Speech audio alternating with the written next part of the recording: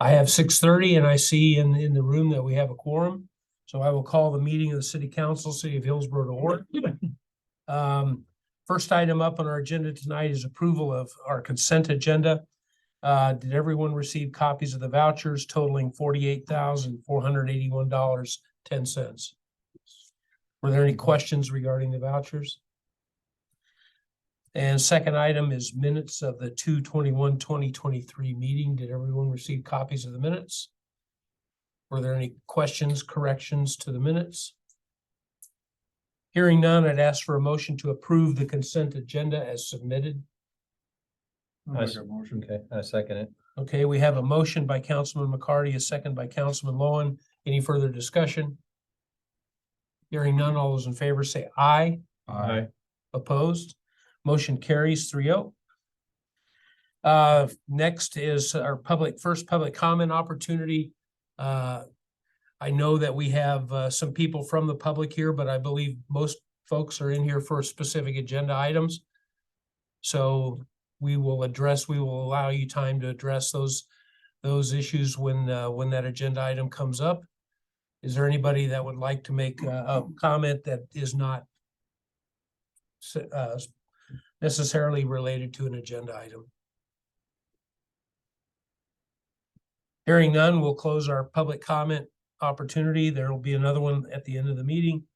And we will open the public hearing for the Community Development Block Grant application for the Child Care Center. And we have Crystal from Branson Financial here. Crystal, thank you. So tonight we will be holding our public hearing. This will be for the CDBG application for the proposed child care at 118 East Grand in Hillsboro. Our estimated project cost is $2,368,050. We are requesting a grant for the maximum amount we can receive, which is $600,000. The work that will be done was published in the local newspaper. And at this point, we will take any comments, questions, concerns from public or council on the proposed project. Is there anyone here that wants to speak regarding this project or has a question?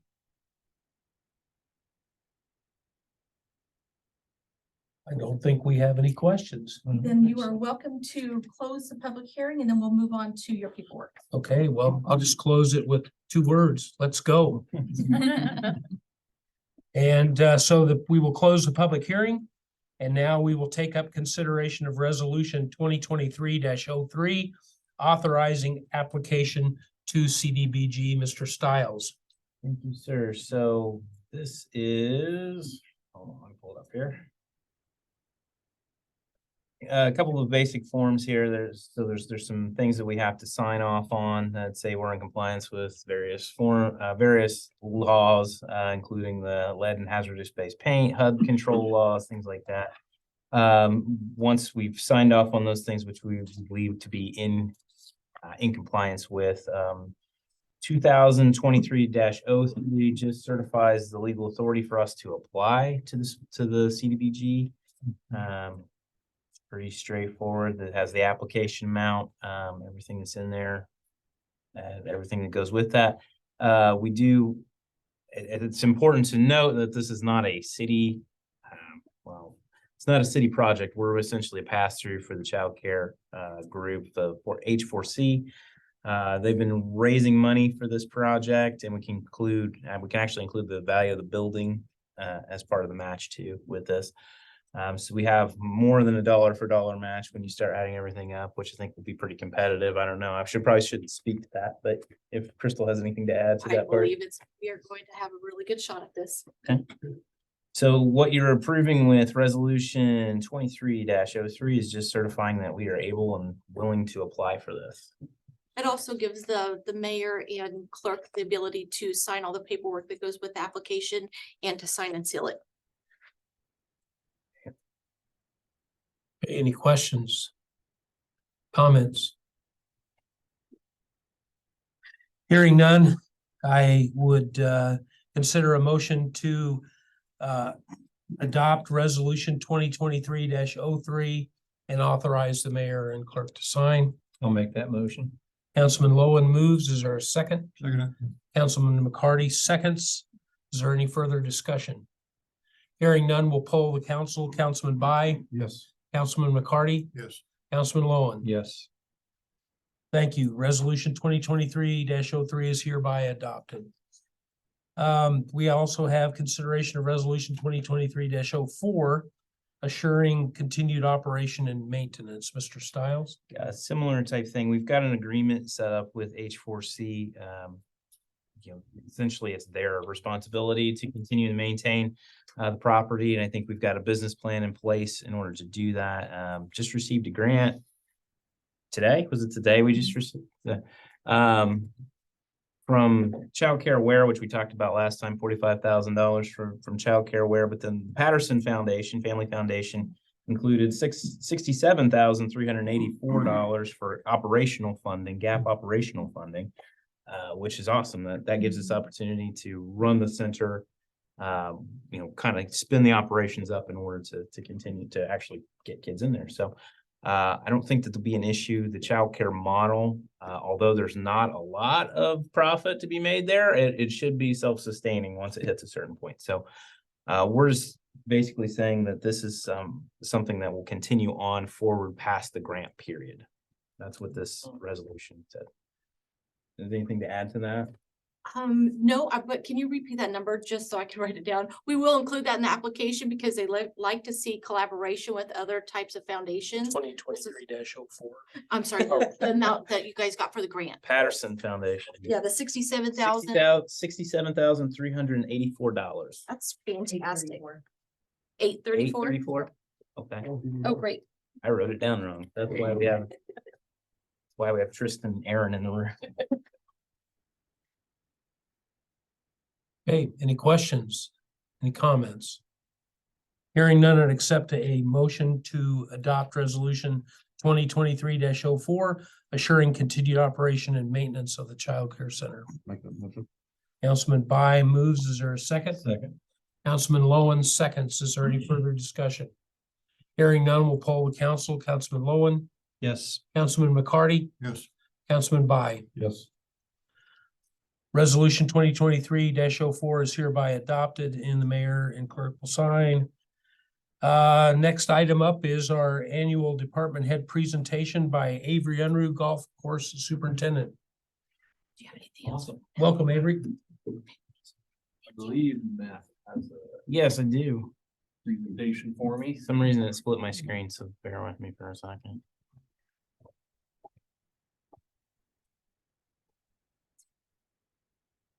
Share. Now, no one can see it but me. for some reason. Screen go here.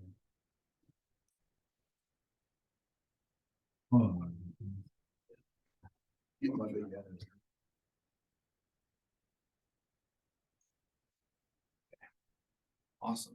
There you go. Sweet. Yeah, well, good evening. I'm Avery Unruh, the golf course superintendent here at the Hillsboro Municipal Golf Course. And this is just a kind of a general update for the council and as well as the community of what took place in 2022. We'll go next slide. First, and this was actually happened this year, but we hired Tyler Ediger as our assistant golf course / recreation superintendent. And this is super exciting just because I was formerly the only employee out on the golf course, and that required a lot of me and a lot of my time. So hiring a second employee, not only to help on the golf course, but at the recreation facilities, museum, fairgrounds, and airport will also be some of Tyler's responsibilities. But that'll help me out greatly and help me pursue bigger projects and even improvements on the course. So excited about that. So in 2022, we saw some major jumps in revenue around key pieces of the course. First, we had a 20% increase in greens fees last year, and that's just from general public coming to play the course. That doesn't include any of our members per se. And so that also, we saw an estimated 4,900 rounds played last year at the golf course. And we hope to see that number continue to grow. Last year was the first year we actually tracked the amount of rounds played at the golf course here in Hillsboro. So that was good to see that number. That was pretty consistent with other 9-hole courses around the area. And in fact, was probably a little higher. So hoping to see that grow. We also saw a 21% increase in rentals. That includes carts, push carts, and we have some rental clubs in the clubhouse that we rent out. That's huge for us. But previously, we didn't set carts out during the week. That's something we did a little different this year. We started to set carts out for people to use not only on the weekends, but throughout the week. And that's where we saw that large increases because people really enjoyed being able to use those during the week. And we also saw a 36% increase in driving range sales. And I believe that that number in continuing years will just continue to explode because golf is shifting from people getting out onto the course more to people playing top golf and going to driving ranges and playing golf that way. They like to see how far they can hit the ball rather than read the greens. And so that's something we'll continue to see hopefully increase, and I'll talk a little bit more about the driving range later. One thing we did see fall short a little bit was our membership, and that's just because we have an older membership. We just continue to see our average age of members grow, and that's especially been true over the last 20 years. But I set a goal last year in 2022 at the annual meeting to gain 5 new members a year for the foreseeable future. And we did fall short last year, but so far this year, we're up to 3 new members. So good to see some positive progress there. So, all right, so some future projects for 2023. Now that we have Tyler, I see a lot of different things happening on the course. I think we'll have a lot of opportunity to do some cool projects. One that did start last year was the new welcome sign coming in off of the 13-mile road. Another is new storage bays for the sports complex and the golf course for sand, compost, which is basically just your dirt that we're taking out of irrigation leaks and stuff like that. And then also red dirt for all the fields. Driving range project, I'm hoping in the fall we'll be able to do a pretty large project on the driving range to help improve those practice facilities. New cart paths around the course, cutting down diseased or dead trees. And this year we have 12 new trees coming in, which is a pretty good number because like everything else, trees also got more expensive. Adding native areas around the course to help cut costs on maintenance and fuel, fixing some major liability issues regarding some bridges across the creek, some tee boxes, railroad tied tee boxes that are getting older, and then also the cart bridge going across from 2 fairway to 3 tee box and 2 green. That has some issues we need to fix there. And then a potential clubhouse project down the road. These are just some examples. In the top right corner of your screen there, you'll see the artwork for the Welcome to Hillsboro sign that's going to be going out on 13-mile road. Those will end up being, we actually already have the letters cut out, but those will end up being they're cut out of sheet metal. They're iron letters that will be offset from a limestone backing, and they'll be backlit. I think it'll look really neat once it's done. And then we also redid and refinished the old Hillsboro Municipal Golf Course sign. It's kind of hard to see in that picture, but we did some limestone work around it, and then it was put up by the clubhouse, and Bryant Dalkey refinished that. So this is the driving range project. Don't look at the picture on the side. That's not what it'll look like because artificial turf is incredibly expensive. But in 2022, we sold close to 1,400 buckets of golf balls, which is about 35 golf balls per bucket. And we plan on adding a concrete pad along the backside of our driving range tee box that's gonna hold hitting mats, and that'll allow us to keep the driving range open through the winter. We closed it in December and January just because the grass is no longer growing, and if we leave it open, it just gets tore up, and it's really tough to help that grass recover in the spring. And so we close it for those 2 months, but if by pouring this concrete pad and being able to add hitting mats, we'll be able to keep it open those 2 months and help bring in even more revenue there. So, but yeah, we hope to see our practice facilities really help with some revenue in the future. So ways council can help, we have some pretty big capital improvements. One is re-siding the mower shop. It was built in the early 90s, and it is kind of getting to the point to where, I mean, it's the siding's still original. The roof really needs to be redone. And so that's something that is getting to the point to where it's just siding especially is just getting brittle and kind of starting to fall off, stuff like that. Resurfacing the service road that goes to the mower shop. This is something I've been thinking about for the last couple of years I've been at the golf course. It's really just starting to deteriorate. It's an asphalt driveway, but it's not only used by me and the golf course, it's also used by a lot of the community. People really see it more as a walking path than anything. It kind of wraps around the golf course and behind Carriage Hills and then back out to Ash Street, and it goes all the way back to the sports complex as well. And people bike, walk, and jog along that path. And so it'd be something I could see not only benefiting the golf course, but also the community. New drain pipes for the cart bridge that we talked about earlier. The drain pipes that are currently there have completely rusted out on the bottom, and the bridge is actually starting to, the dirt underneath the bridge is starting to wash out when we get heavy rains. And so it's just something that we need to replace, so we no longer have a potential collapse in the future. So new stone for the tee boxes.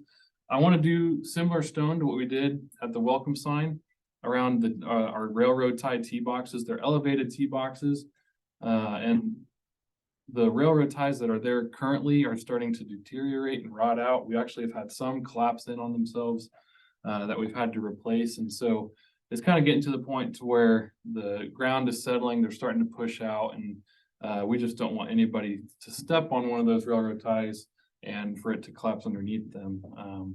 Because it's something that a lot of people use to step up onto the tee box. And so something else that I want to see done. And then the potential clubhouse remodel. That's something that was built. Oh, I couldn't even tell you when it was built, but it's needing updating regarding electrical and just simple things like that. And so, and then, yeah, I also just, anybody here to encourage people to use the golf course.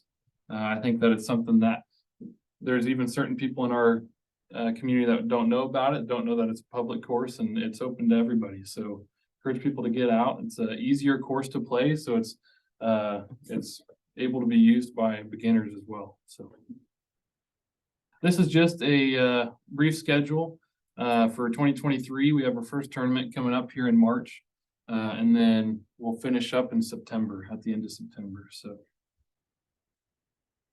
these were my goals and aspirations for 2022. I kind of talked about increasing 5 members a year, and that was obviously not met, but hope to continue this goal in 2023. Get to know and learn the names of each member at the course. I feel like I've done a good job of this.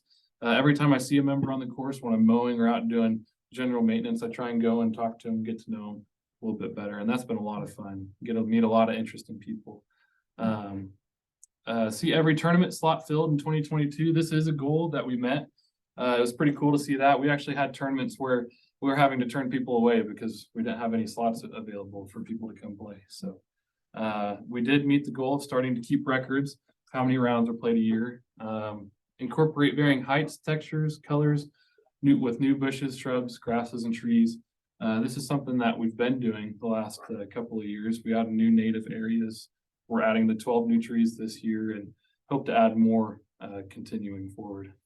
Complete the new welcome sign by June 1st. That was not completed, but hope to, I set a new goal for 2023 to complete it by June 1st this year, which I think is a very reachable goal because we're at a place where we're close to finishing the last bigger parts of construction out there. And then continue my turf grass management courses through Penn State. And then that kind of shifts to 2023. There's a few different goals. Obviously, the 5 new members, see every tournament slot filled in 2023, the different trees, bushes, and shrubs etc. Complete the new welcome sign by June 1st. Continue my turf grass management courses through Penn State. After this class, I'll only have so after I complete the class I'm currently taking, I only have one more to take to finish my basic certification through Penn State, which is I think is a highly regarded school in the turf grass industry. And so I think it's already helped me a ton out on the golf course, just learning so many different things. So, and then train Tyler Edgar, our new hire, to use each piece of equipment the golf course uses on a day-to-day basis. And we've already got them started on a few pieces of equipment the last 2 weeks. So it's been good. So other than that, I don't have anything else unless there's questions. Any questions for Avery? You ever get to play? About once a month, I try and get out there. I really enjoy going and playing men's. So I try and go and play with those guys. Okay. So Do you even want to play? of course, after being out there all day, it can be tough. Well, I will tell you, Avery, that I've had a number of very positive comments since Well, you thank you. come on board and stepped into that role. And you know, when you're new, you know, you're kind of in the under the magnifying glass, and Can be. everybody's wondering, you know, what's this gonna be like? And I have yet to hear a negative comment. Well, So thank you. I appreciate it. your hard work and everything you're doing for the golf course. Thank you. Yeah. All right. Sweet. Appreciate it. Okay, and we're now into our business section. And the first item up there is the consideration of a cost sharing grant application with KDOT. Do we want to push that back, thinking that Darren might come? Or No, I think we can just go ahead and tackle it. All right. It's nothing we haven't talked about before, so. Okay. So this is take 4 at this grant application, I think. This is the grant application through KDOT, local funds to do Adams Street from First Street down to B Street. So this goes kind of completes that section there. We had done improvements up to First Street about 5-6 years ago. We stopped short of that on First Street, and then you know, we've got this whole section that runs by the high school, middle school. It's in pretty rough shape. And a lot of people traverse that. And it's a pretty popular way. It's an entryway to the city. So what we've done here is kind of update the prices. We actually have the same application essentially in the fall. You know, we proposed, and Darren and I talked about, you know, keeping the 25% match. So what our cost actually ends up out the door is $285,225.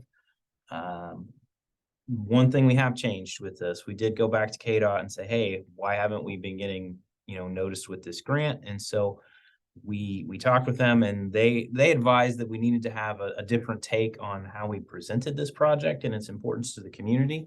One of the things that they look for is safety. And one of the things we haven't really talked too much about in the past is safety on that. So we've gone back and talked again with the school to talk about children traversing that area.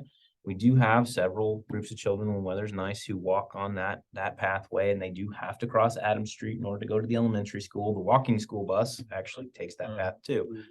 And so we're kind of putting a spin on it to be more safety oriented this time. So we're hopeful that helps. We're also having conversations with Tabor. This does go up to where Tabor's building their new dorm. We feel like there's going to be increased traffic with that. So we feel like we've got a safety anchor there.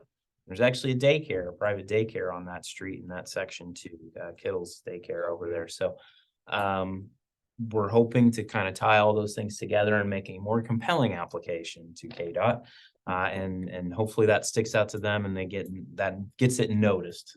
So that's the plan here. So what we're asking for tonight is permission from the city council to submit this application to KDOT. It's basically the same as the one we. Yeah, I don't even think Darren had to change the prices. It felt like the prices were still pretty close. We did this back in September. So Before November.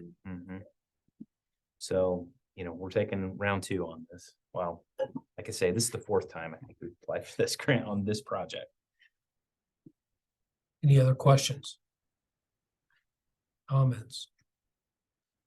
Hearing none, I would consider a motion to approve the cost sharing grant application with KDOT and authorize the city administrator to submit it on behalf of the city. I got motion. Councilman McCarty moves. Is there a second? Second. Councilman Lowen seconds. Is there any further discussion? Hearing none, all those in favor say aye. Aye. Opposed? Motion carries 3-0. And now we are in to business item 2, which is consideration of mowing bids. This is not mowers yet, but mowing bids for the 2023 season. Mr. Stiles. Thank you, sir. So we put out the mowing bids. This will be the third year we've had contract mowing, doing some of those things. This year we revised our mowing sections. We did drop the museum and fairgrounds area and the airport area. We've incorporated that when we added the position that Avery talked about with the assistant rec and golf superintendent. So those are coming back in-house, and so they are not listed here. We did still receive 4 bids. Ryan Heffley, Plintert Mowing, and Mike Dirksen, all of Hillsboro, and then Sunny Slope, which is just out of Durham. So you've got the bid tabs in front of you. Ryan Heffley was actually the low bidder on areas 1, 2, and 3, and Plintert Mowing was the low bid for area 4. Costs remained pretty steady from last year. I thought maybe they'd go up a little bit more. Will Glenn in the hospital was slightly higher this year compared to last year. This is actually a different contractor who won that. The previous contractor was out of Halstead, biggest little lawn care, and they did not choose to bid this time. So, so with Plintert taking over that, there was a slight increase there. The other sections are pretty much the same. They didn't really change too much from last year. So we've got agreements that we've updated to reflect this year's mowings and the terms in those.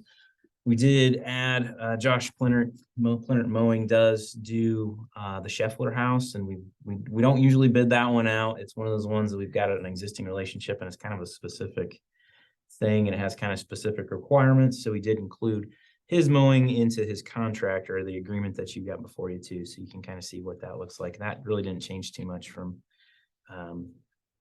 last year either. So the cost for mowing areas 1 through 4 is for the whole season is $10,290 last season.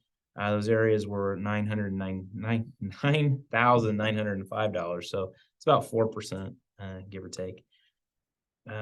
We feel like that's pretty competitive bid, and it's less than what we feel like we can do it for. We always kind of measure. That's kind of how we measure those every year, is what's the city going to have to put into that to make that happen. So we felt like those are pretty competitive. So we're recommending awarding Ryan Heffley the mowing contracts or the mowing agreements for areas 1, 2, and 3, and then Plintert for area 4 and the Scheffler house.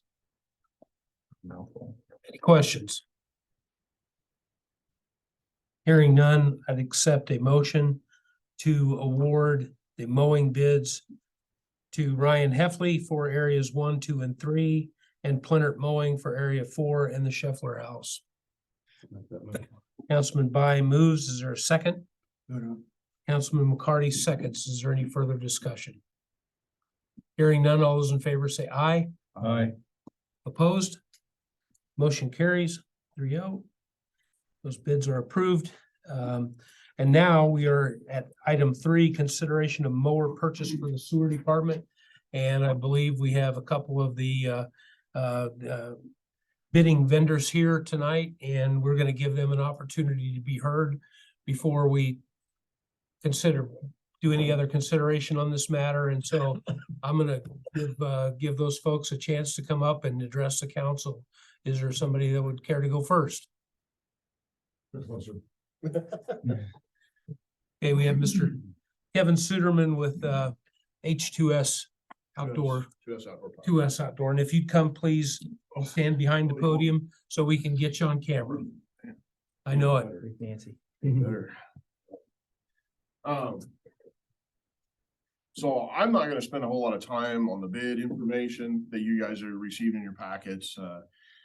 Matt and I had a discussion this morning, and Matt, I apologize if I got out of maybe potentially, No, you're fine. maybe got a little hot with him, but Okay.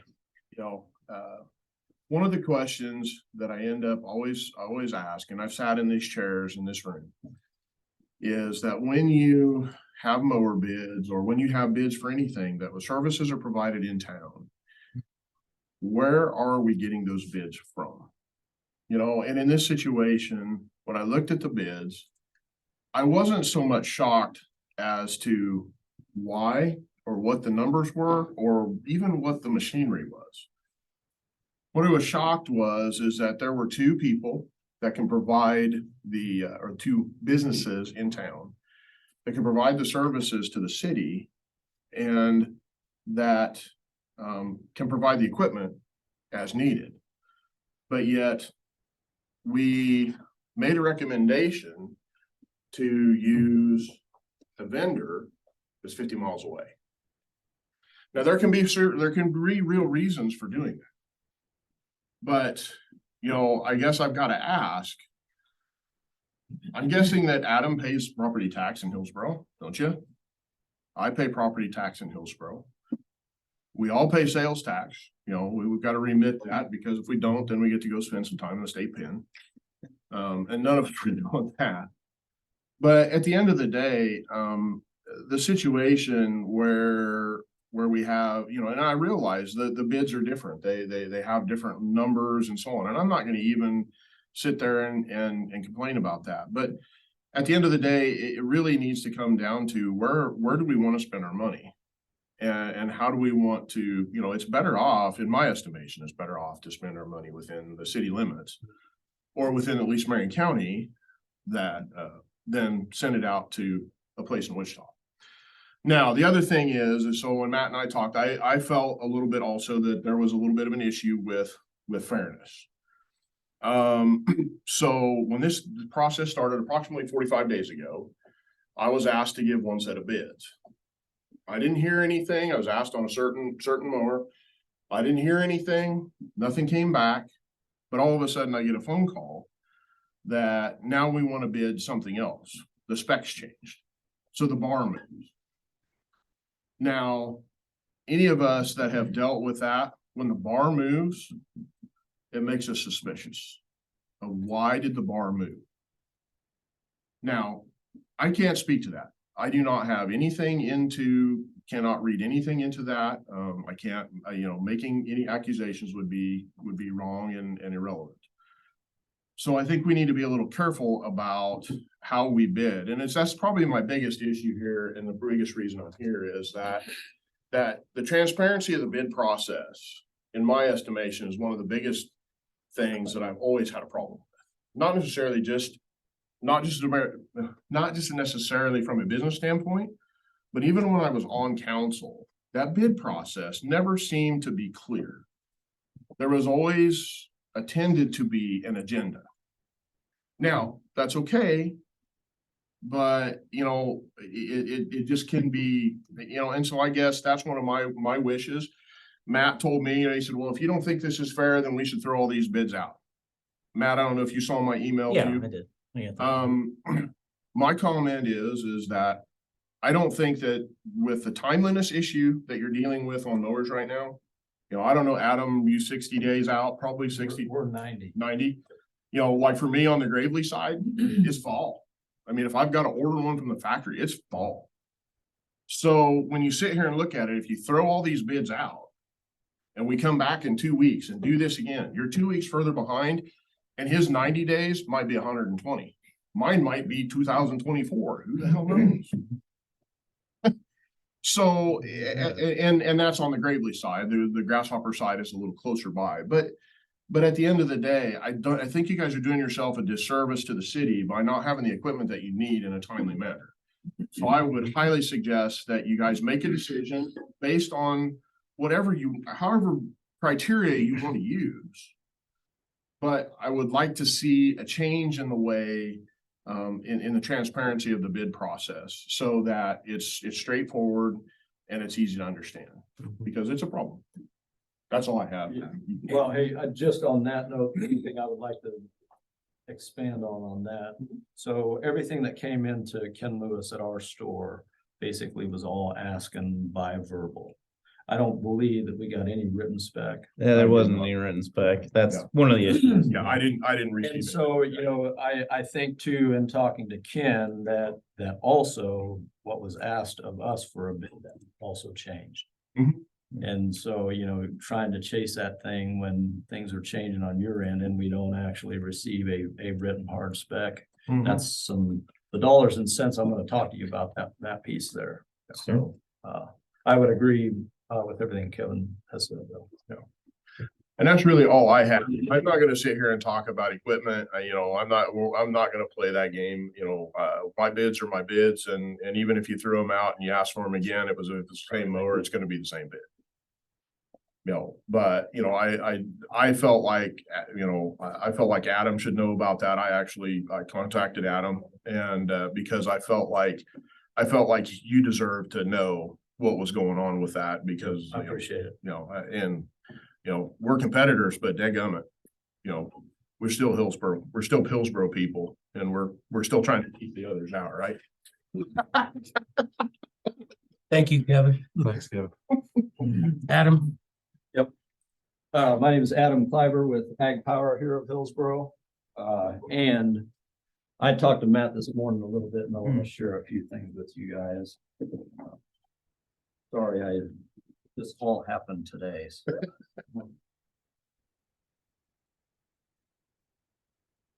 And I probably got a little long-winded and passionate in what I'm explaining here, so you don't have to read through everything. But in talking to Matt, I'm not sure, and he can clarify to you that what you're getting bid from Ag Power and then also what came from Hales is apples to apples. So I would really like you to consider that. You like them? Thank you. So the spec that came to us was asking for a 72 inch rear discharge deck, an EFI gas powered engine, no flat wheels and tires, and we certainly took that to be all the way around the machine, because I think that has been an issue for you in the past with the previous machine. And then also the latest round came in and was specifically requested our model Super Z Hyperdrive, which that has industrial hydraulics on it, and it is a more expensive unit, but it is also a more industrial unit.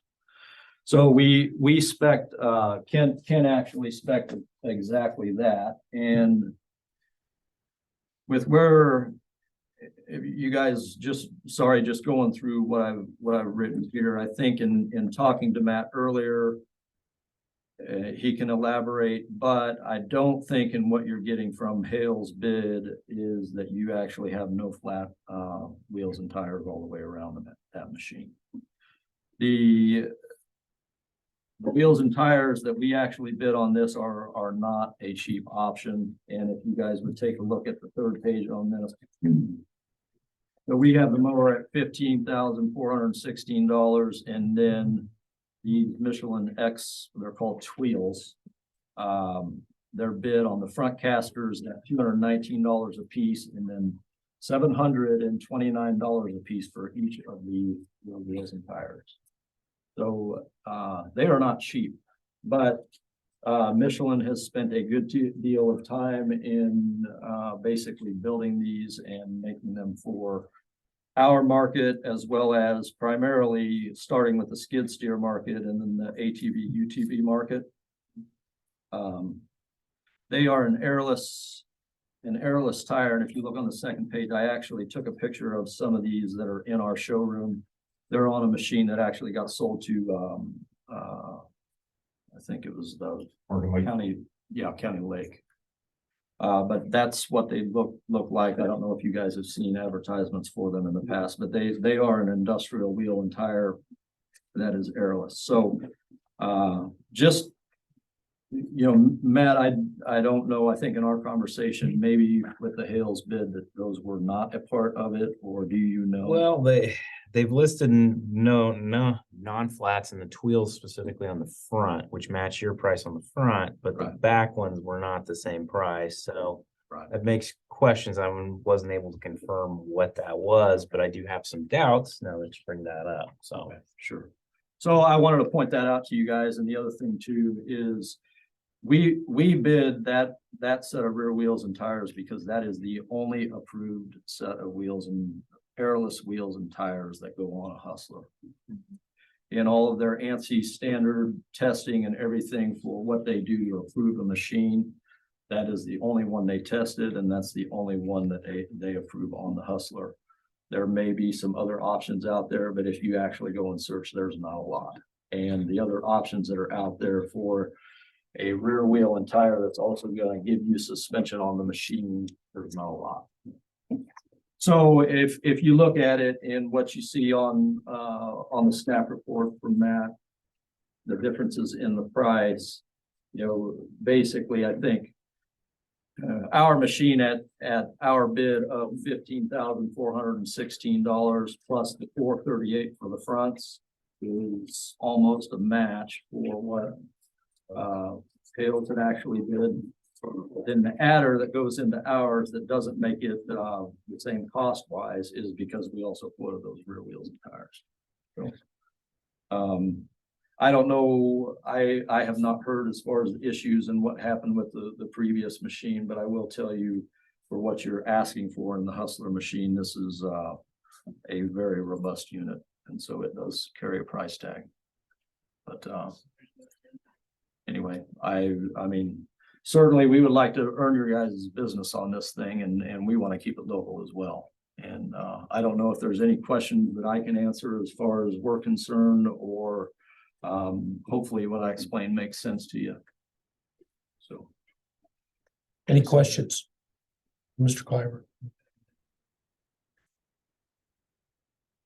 You're waving your pen. Was that a question or? No, I'm just, Okay, mine's. thinking about it. And I don't know too, I don't know if it interests you, but I did also print off some copies that show kind of specs of our hyperdrive versus a standard Super Z. If that interests anybody, I can give it to you. Okay. Thank you, Ed. Okay, Appreciate it.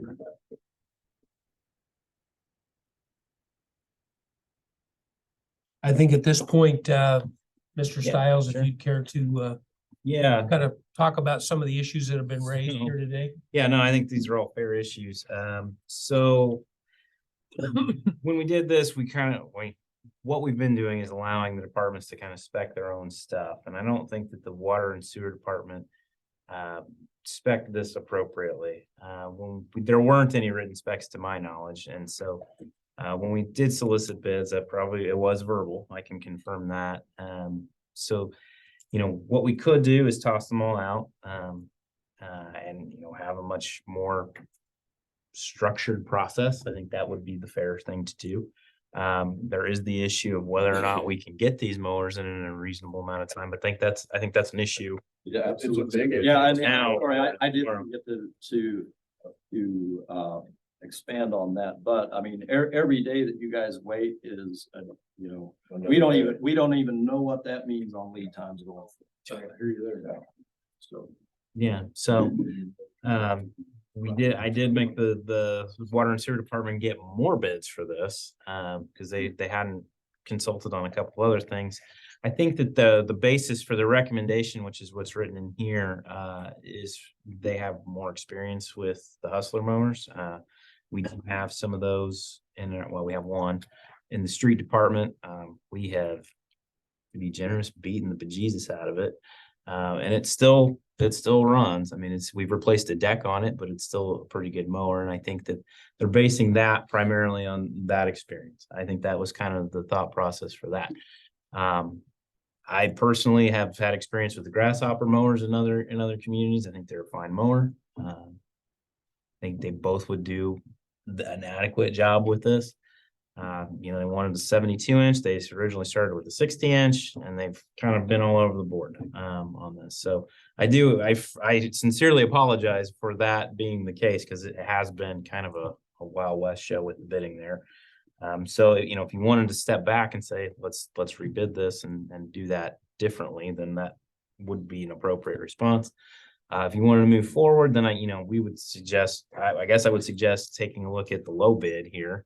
The grasshopper mower, which is the lower bid of the two, or of the four that we have. It is 2S, and I'm not sure how that relationship works. I dealt mostly with Grasshopper directly, but you're a dealer for them, so yeah. So the service and stuff It would all be, comes through us. okay, so that's kind of how, But is the That way. purchase, but is the purchase from Kevin? I get the margin off of it. So, It's a facilitated bid through Grasshopper on the governmental side. So essentially what the deal is, it's my bid, but it comes from Grasshopper. They wrote it. And it's my mower to set up and deliver. It's my mower to gain the margin off of. I don't get a whole lot of choice in that as far as what the number is. Would that be the same as the city buying their city trucks from like a Ford dealer or a Chevy dealer? Well, police cars. Or police cars? Yeah, police cars, because we used Yeah, to find them. like a government, yes. yeah, it's government contract, Yeah, right. government price. Be the same thing. Correct. So it's the same thing. I don't want to do all the talking, so I'm gonna ask the council, is there any questions do you have? I had a couple things. What was wrong with the Grasshopper that they didn't like it? The city people. I mean, they had the little bid by quite a bit. Yeah, I don't think that they didn't like it. I think it was more that they're more familiar with Hustler product. Okay, I don't know that they didn't like it. The Grasshopper's got a reputation for a finer cut, and more, I think that's the one that they use to mow the White House with, is the Grasshopper mowers. So it's, they've got a reputation for kind of turf, and in the out at the lagoons and stuff, there's no, yeah. that's not a thing. I don't have anything against the other two, but I just wondered that was quite a bit lower. Yeah, Usually we take the lower bid if it's a decent yeah. piece of equipment. Yeah, I think it's more they just don't know. I mean, they just didn't Okay. know kind of what to expect. Also out of it. think you might give them a class on how to make out a bid sheet. Yeah, we're gonna go back and revisit That'd that be a good because idea. we do a pretty good job most of the time, I think, but this I one do was a too. little bit out of a little bit out of their wheelhouse, and I didn't spend enough time walking them through it. Well, I can see why these guys, And I I take mean, I'd be responsibility. upset too, but I can understand that, but I bet next time they probably do a little. Oh yeah, better. no, we're gonna do it a lot different next time. That's what I'm So- saying. Yeah, No, I was just gonna say, Mr. Kleiber had a question. Yeah, and that is one issue I would really have, I would have issue with that because basically. Whoever had come in and talked to Ken, our mower guy. First asked for a Super Z, so the hydraulics that would be on a Super Z would be a lot more comparable, I think, to the other machines that you have that are on the bid that are non-hustlers here. But then they came back and asked for it on the hyperdrive, which. That bumps up into a whole nother set. I mean, we're talking probably on the base unit, I mean, that's $2,500 to $3,000 right there. So you are not comparing in what you have on competitive machines there. Those are not apples to apples machines. I get that. That makes sense. Yeah. And so, I mean, you guys have to be cost wary for sure. I mean, you're the city council.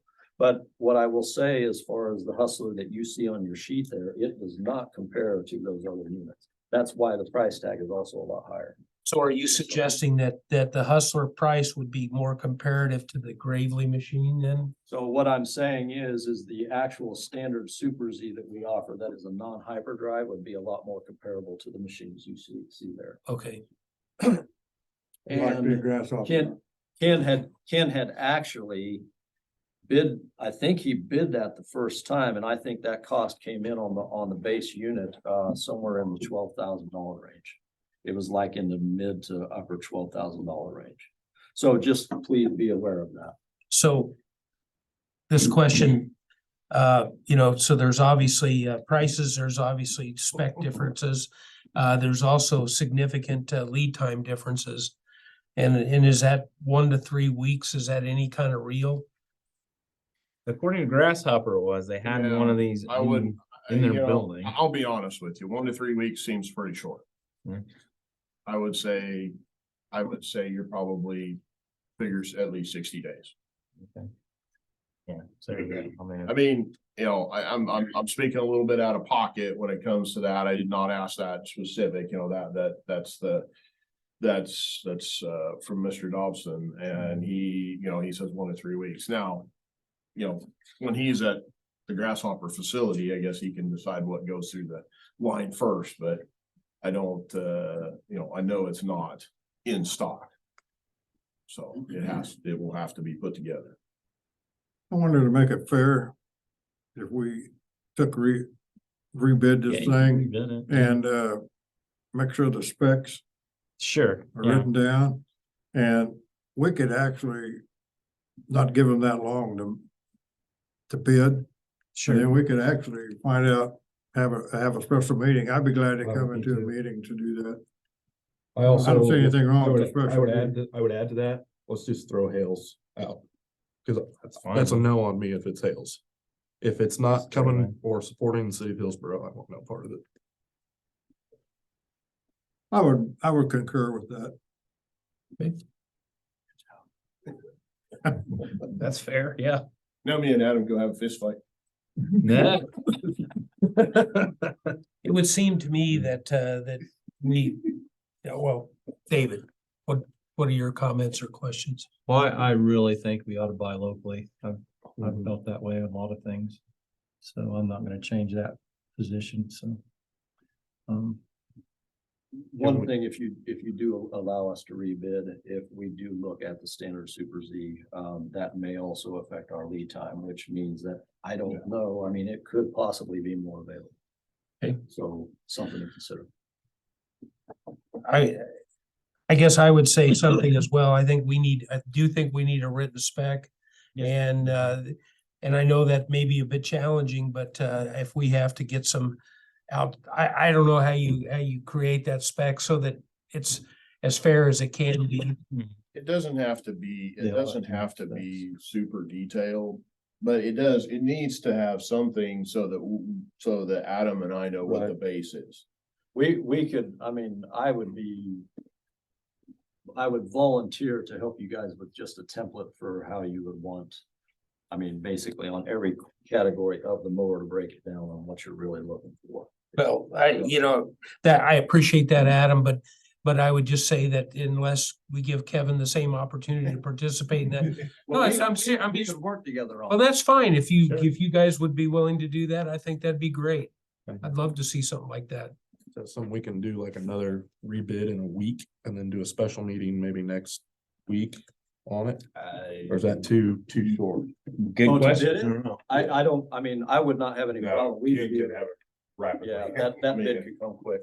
Yeah, we know what the specs. I mean, I know we don't want to push it out any further, but at the same time, we also want.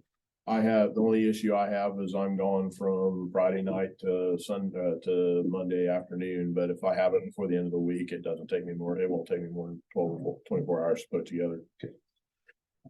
Okay, so it sounds like I'm hearing from the council that we would like to rebid this and ask the two local vendors to bid this, and they will participate in creating a spec template that you guys can get to us by. I mean, actually, I can work on that and we could probably get together on it tomorrow. Yeah, That works. I'll be around. I am going to be gone all next week. Hmm. Bob Williamson, who's our store manager, is here along with me, and then he'll also work with Ken on final bid. So we'll get that to you right away. And I would avail myself to any council member, or any of the community even that have a question on this. If I don't know the answer, I'll find out. So they will, I guess I would say you guys have that back to us. It's Tuesday before the end of the week, before you take off. And then we will send it, I have Matt and his water sewer department go over it, and then we'll kick it back out. Yep. And we'll let you guys rebid it. And then I don't know if we're gonna be able to do it before the next council meeting. You know, I know it'd be good to have a special meeting, but Depends on y'all. I know I'm out of town next Thursday and Friday, Yeah. the 16th and 17th. So, I don't see any reason why we wouldn't have, between the two of us, we wouldn't have those bids done the end of this week. and I would Yeah, suggest, shouldn't be a problem. it shouldn't. If we doesn't can, take doing long a, to doing a do, but I lunch know meeting it- again, Yeah. just that- handle it over a lunch. I can definitely. Makes sense. Yeah. I think that'd be we can do good. that. We're trying to make it. I think that's only fair what we're doing since Yeah. I didn't realize the specs were that messed up. There weren't any. specs. Yeah, it was kind of a, Yeah. it wasn't a good process and we own that. That's our fault. We screwed Well, that I up. I can understand where people come up with ideas. Oh, I should have put that on there.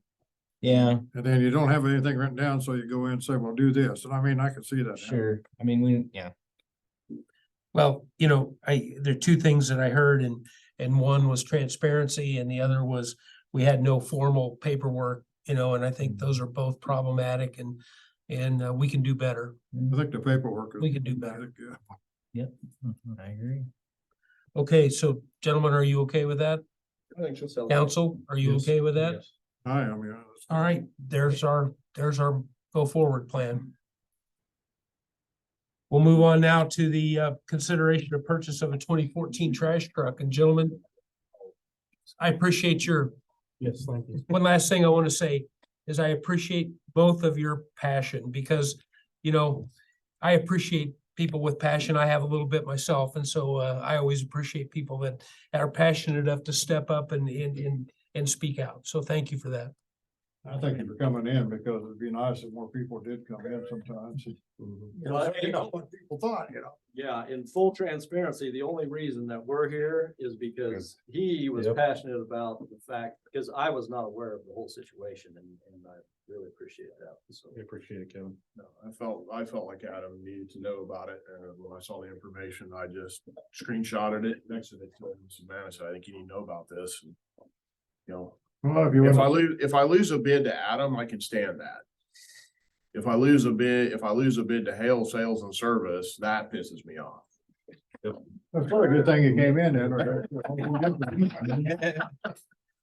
I may not like it, but I can, but I can have respect for Adam and so on. It's not that I disrespect Hales, it's just that when you're spending tax dollars, that we all collect here. I mean, look at the businesses that are represented here is that, most every dollar that gets spent in our businesses, has a tax piece that shows back up in the city of Hillsboro's budget. And then property tax and all the other stuff that goes on yet too is really a big deal. And it's something that, in order for a small community to continue to grow, or to grow, has to be reinvested back in the community. So that's why I'm passionate about it. All right. Well, thank you guys. Yep. Appreciate it. Thank you. Okay, we're on to trash.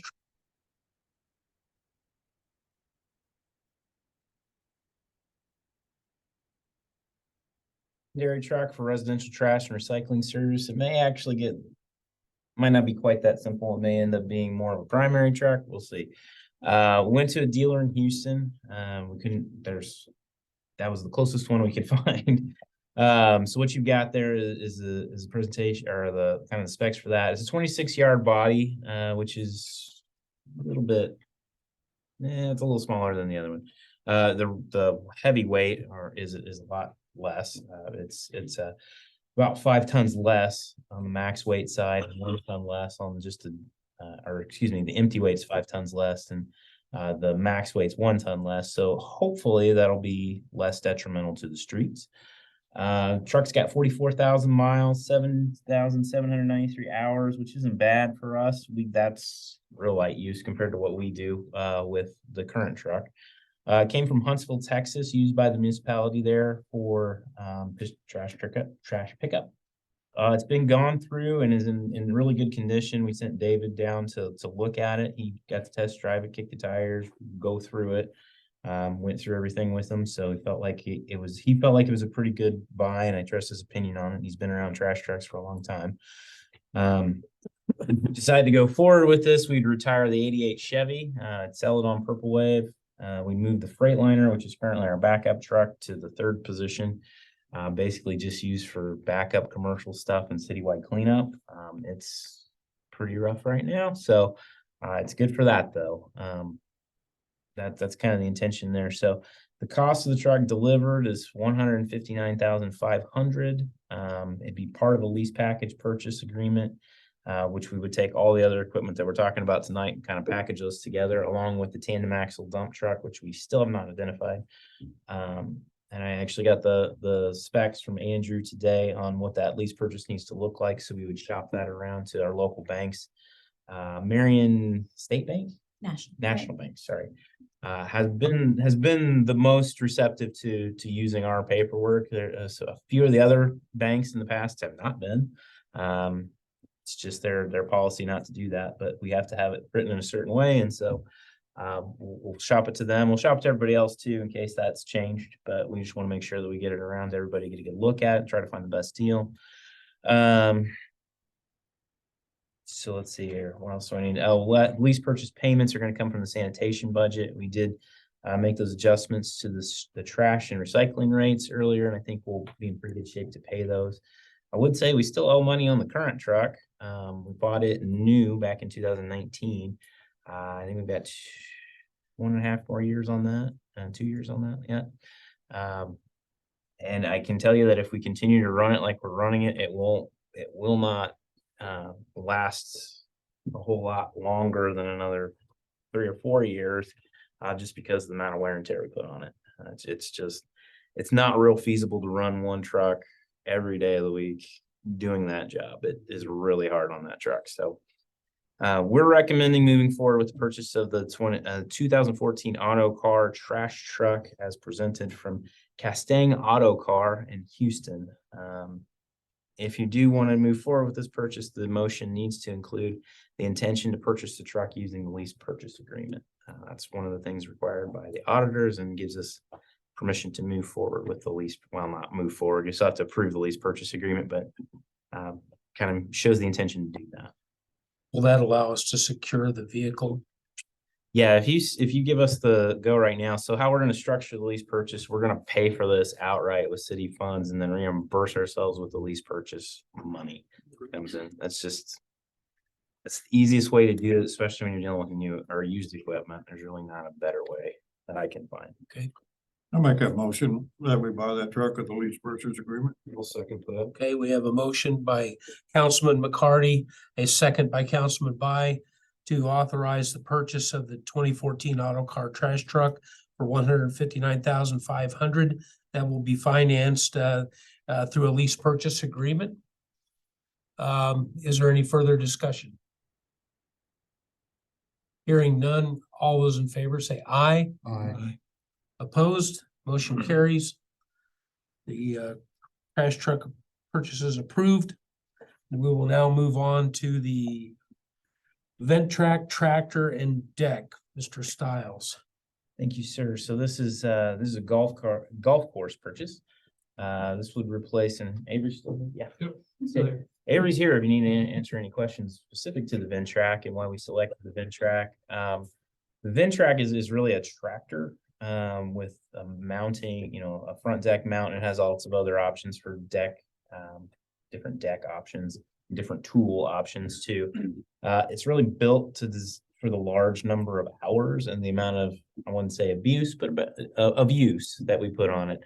The motor that this is replacing is a 104-inch Hustler or 104-inch deck Hustler, which we replaced 3 motors on. Yeah, we put 3 motors in. 3 it, separate and motors on. And it blew the third, so. Blue third. So we're currently short on mowers out there, which is one of the main jobs out there is cutting grass. So what you have here is the Ventrac. Avery has spec'd that out. There's only one dealer for that. It's kind of a corner market for that. Got a contour deck for consistent cut against varied terrain. So it's kind of cool. It's sort of a floating thing that goes over those deck. It's that, let's see, the sprayer is a multi-pro sprayer. You kind of have a picture of it there. It's through Toro. So it's not just a sprayer. I think everyone there's a couple questions I received about that from people in the community. Is like, well, why is the sprayer so much? Well, it's not just the tub and the sprayer arms. It includes the whole system here. So it's also the basically It's a self-propelled sprayer. Yeah, it's a contained unit. So it's not something that you slide in the back of something else. So that piece of equipment, I think it's 20, how old is it? 20+ years? I don't know the exact age of the current sprayer. 1993 Cushman truckster. Yeah. 20-year-old. So, now just to be clear, these are two separate Separate pieces, purchases. but you got them on one bid. So if you put them together, it is a total price of $106,926.18. Again, I would recommend moving forward with this on the lease purchases, kind of that package deal with those two. I think you could probably approve them since they're on the same bid sheet. You could approve as one kind of whole purchase there, as if you refer to it as being spec'd on that bid sheet. Again, you would need to put it in the motion, then it would be on a lease purchase agreement with that. Funds for this would come from golf course revenue and equipment reserve funds, so I feel pretty comfortable we would have enough with that, especially if Avery adds 5 new members this year and Hopefully. ups to the rounds from to over, oh, let's go over 5,000. Say. Any questions? So this is the only name brand that makes turf tractors like that, or is that? So Ventrac, within the state of Kansas, professional turf, there's a couple of other options. You can go to Kansas Golf and Turf, but they only sell Exmark mowers for golf course equipment, and for a 96-inch Exmark mower, it starts at $79,000. Oh my goodness. I decided to go a little cheaper route and go with professional turf products out of Lenexa, Kansas, and this is these machines are built for the golf course. They're built for being used 30 to 40 hours a week, and it's something that your smaller commercial mowers like Grasshopper and Hustler aren't necessarily built for. That's why we went through 3 motors on the Hustler that we used to have. It's just because they're not built to sustain that many hours a week. Yeah. So how far out are they on these? We'll have the Ventrac next week, hopefully. Oh, Toro sprayer, hopefully September at the latest, end of October. Also, they've increased that. That one's moved up a little bit. Which one? The sprayer, because I think we were talking, October. Oh, sorry, October. November. I think. yeah, we were talking Is, a little bit. yeah, sorry. They could be up to a year out on those. Yeah, depends on- it's I think it's 8 to 12 months out on that. Well, I might have done my math wrong. I definitely did my math wrong. Okay, any other questions? Hearing none, I'd accept a motion to approve the bid from Professional Turf Products LP for a Ventrac 4520Z tractor, 84-inch contour deck, and Multi-Pro 1750 sprayer for a total cost of $106,926.18. That will be funded through a lease purchase agreement. Would somebody care to make that motion? I'll make it. Councilman Bai moves. Is there a second? I second it on lease purchase agreement. Second by Councilman McCarty. Is there any further discussion? Hearing none, all those in favor say aye. Aye. Opposed, motion carries. And we will purchase those items. Thank you, guys. I Thank you. appreciate it. Thanks, Avery. And I think we're down to a Hillsboro Ford invoice, and I think with 3 council members and 1 potential extension, we can pass this. Yes. Okay, You'll have to vote though. Correct? Mayor. I only vote in ties. Is that a tie? Well, it would be better if you did make me. I'm guess happy to about it. vote, Okay, go ahead. but just as long as we're, Well, yeah. that's acceptable, so. All right, we have, Mr. Stiles, we have Hillsboro Ford invoices totaling $2,088.13. Thank you, sir. Yeah, so we got some oil changes, kind of spread across the board, department wise. We got some fire stuff in there. There's a couple of police vehicles.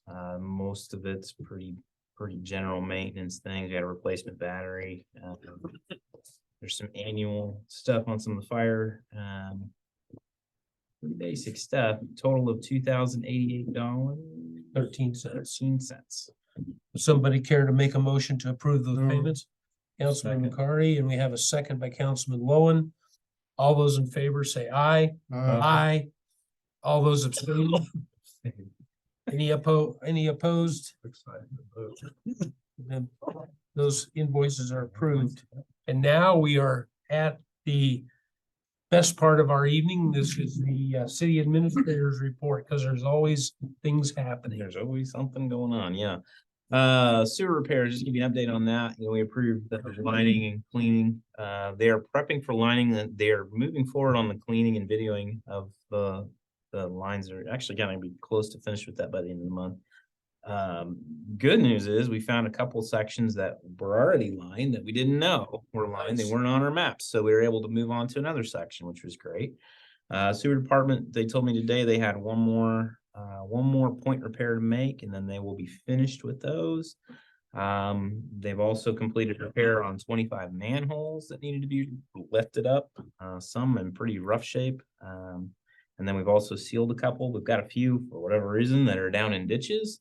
And so we have to build those up, and they have a sealing lid that you can put on those to prevent water from getting into them. Why they were put in ditches, I can't answer that, but Because we could. I guess. Yeah. So, you know, we got 25 knocked down, and there's still 50 to do, but they're kind of keeping on top of that and moving forward with that.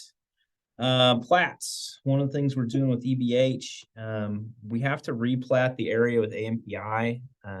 And we also have talked about platting the area out by the farm ground south of the hospital.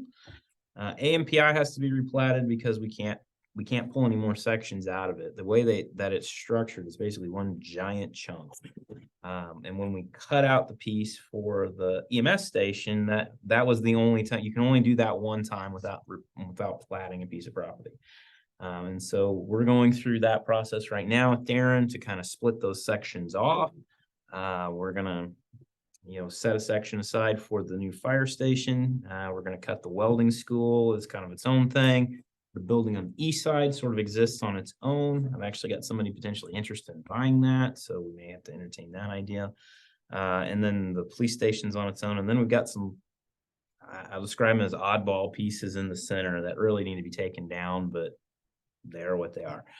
So we're going to kind of group those together, and I think we've got the basic outlines of those going, and we'll start the platting process with that. And the other ones on the south, out by the hospital, we've had a couple people asking about lots out there. Same situation. We have one giant chunk we cut out for the hospital. We can't cut out anymore without platting it. So what we're doing is platting that section out there where we have an interior road, which we're going to call, I think, Prairie Innovation or something. We haven't got a name for it yet. To be determined, right? But I think it's going to be the Prairie Commerce Park is sort of what we're talking about. Sort of the working title, to be determined. Like it. Now. Yeah, I thought I like it. I thought it was pretty I good. bet you thought I'd like it. You know, very community, right? It's part of our mission. That's right. So that's kind of what we're looking at, and then we're kind of chunking that one out into 4 to 5 acre sections. I think it's an inexpensive design that gives us the most flexibility. So that's kind of what we're looking at with that. And if someone wants to buy more than one, they can combine them easily. And you know, if we get the Toyota plant comes in and wants to do something, well, we can accommodate that. To be clear, though, the Toyota plant is not planning on coming in, just so we don't want to get anybody's hopes up. That is not something I'm saying. Put that in the minute. Saying that could happen. Okay. Hypothetical. All hypothetical. Marion Reservoir met with the USDA and the Kansas Natural Resource Conservation Service. That's a mouthful too. There's some federal money coming down to do what's called a Regional Conservation Partnership Program, or RCPP. They usually go to multi-state kind of things where they're managing a watershed for, you know, Colorado River across multiple states. But the federal government now is focusing more on smaller projects. So they have one of these out at John Redmond Reservoir. Oh, no, excuse me, Milford Reservoir. So what we're talking about here is it's a way that we can address the quality issues in the reservoir, because nobody actually wants to take responsibility for that. But what we can do is put together one of these plans and work with all of our municipal partners, because the city of Marion, city of Peabody, city of Hillsboro all draw water from that. There's recreational partners, the state, the Corps of Engineers, and there's a lot of farm interests that have interest in making sure that watershed stays in good quality condition. And so what this plan would do would be allow us to work together and access some federal funding in order to provide incentives primarily to agricultural interests kind of north and down upstream from us to help improve their processes to prevent infiltration of nitrates or more sediment into the reservoir.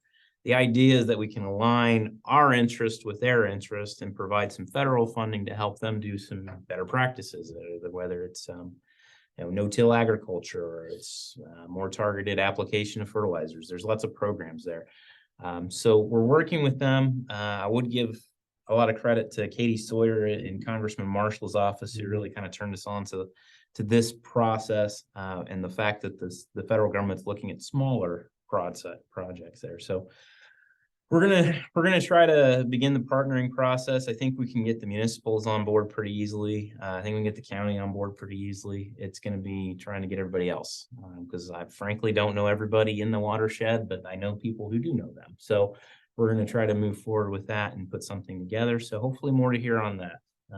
They were very helpful though to the USDA and conservation folks. So brush truck, great news on that. Question Yeah. about that. I was just curious as to why they call it the South Cottonwood watershed. Because the reservoir is off North Cottonwood. I might have wrote that down wrong, sorry. Yeah, because, so It's on the north. it's Yeah. the North Cottonwood. I wrote the wrong one. Yeah. Good So catch. I'm I just- I missed that one. I wrote the wrong one. I guess I know that because that's where I used to live out in that area. so. Glad you caught that. I read that 2 or 3 times. Brush truck. We got news from Hayes Fire that somehow miraculously they're getting us a chassis for our brush truck. We're very excited about that. We ordered that at the end of 2021, so 18 months ago, not quite 2 years ago. Yeah, so it's scheduled, the chassis is scheduled to be delivered in March. And once that's delivered, the body and everything, they actually have it built, so they'll have to assemble everything. 30 to 45 days from that point. So just in time for fire season, grass fire season, I guess. Total cost on that truck, if you'll remember, you have to dig way back in the memory banks, $242,562. The fire equipment reserve is about $200,000 in it. That gets replenished every year with our contracts with the townships and the city of Lehigh. So money gets into there pretty regularly, and we contribute money into that too. Well, I thought maybe we would catch up to the point where we could pay for it outright in cash, but I don't think that's going to be the case. So what we're planning on doing is hopefully putting that into the lease purchase agreement that we've just talked about with those other pieces of equipment to include part of this one. We're going to pay the first half of it with the cash we have in that account and leave a little bit in there because there's always a need in the fire department for something new, or something different, or something to replace. So that's kind of the way we're moving forward with that, but we're going to get a brush truck, which is super exciting. Finally, I didn't think it would ever come, honestly. Okay. Mir, we had the mayor and I had a meeting with Mir Inc. on last Friday to talk about partnerships. We get this opioid settlement money. We got about 7,000, I think.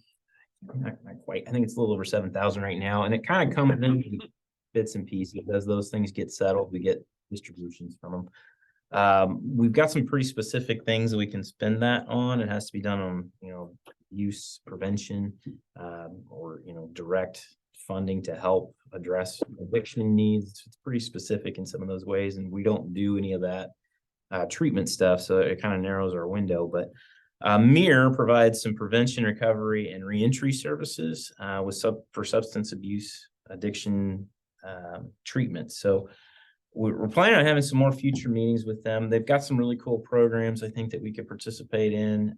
They've got one that's specifically for middle school and high school students called STAND.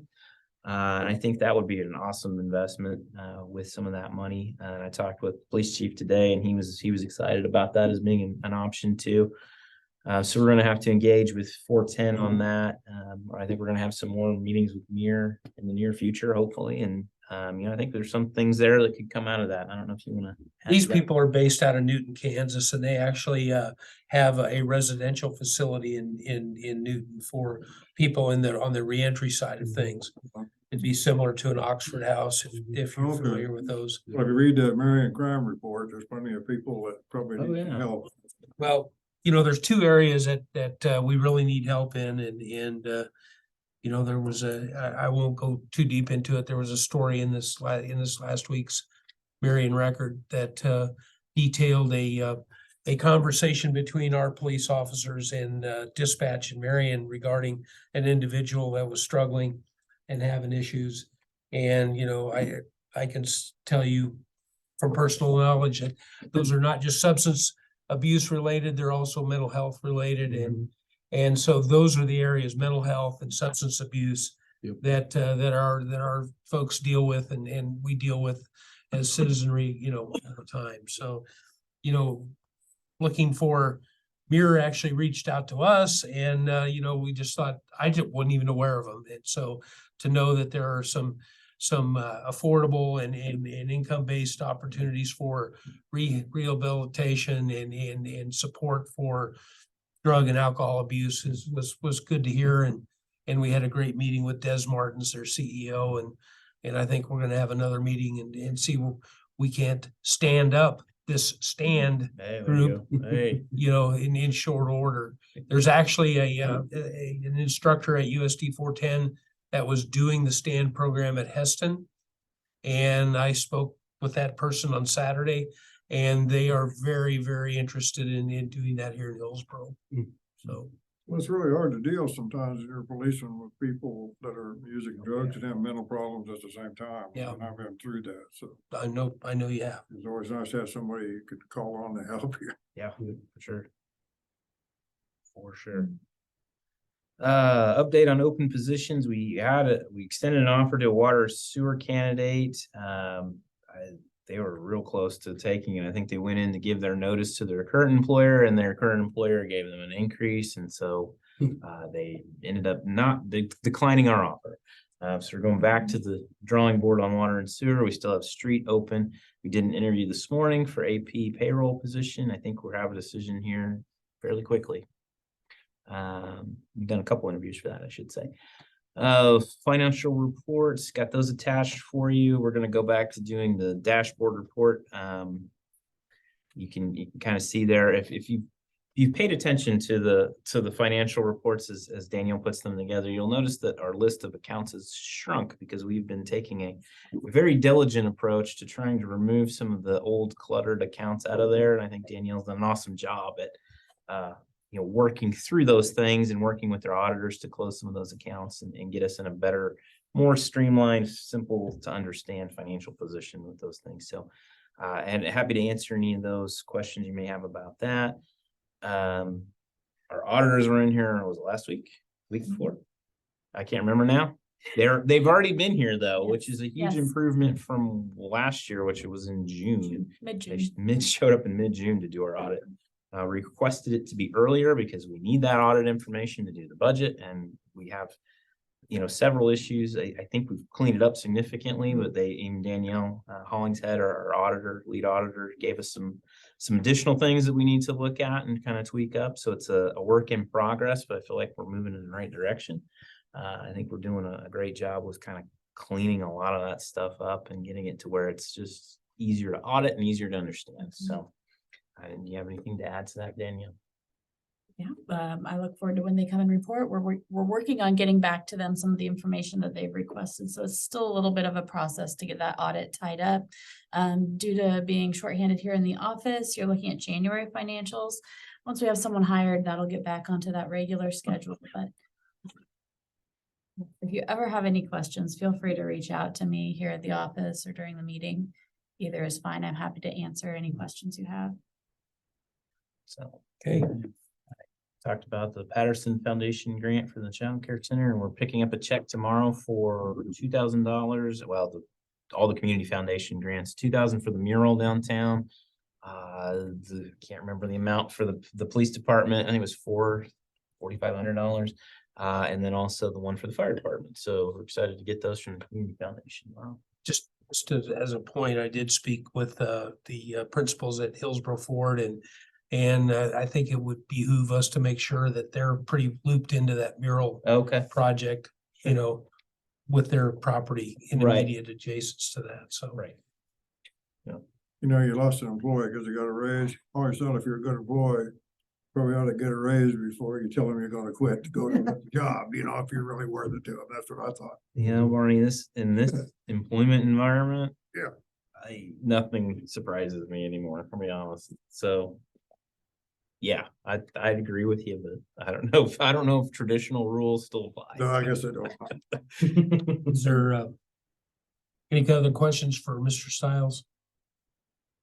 Hearing none, we will now, we have our final public comment. I don't know that I see, is there anybody online? More Okay, dropped off. any comments you guys care to make? Okay, all right. We'll close that public comment. Council comments, Councilman By. I brought this up before, and I don't know if he needs more people at the golf course. I mean, let's get new members.